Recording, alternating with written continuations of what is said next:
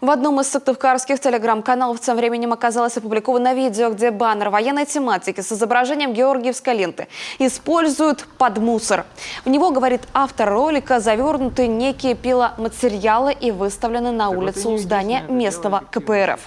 В баннер с изображением нашей георгиевской ленты они пакуют пиломатериал или какой-то мусор, сверху накиданы бычки. Автор видеоролика, сыктывкарка Татьяна Кузнецова, глубоко возмущена произошедшим. Вот как она прокомментировала это событие. Мне показалось, что это, наверное, неправильно. Почему? Потому что в моей семье, где я родилась, 4 поколения мужчин служили Отечеству. У меня есть прадеды, братья у прадеда, которые также служили.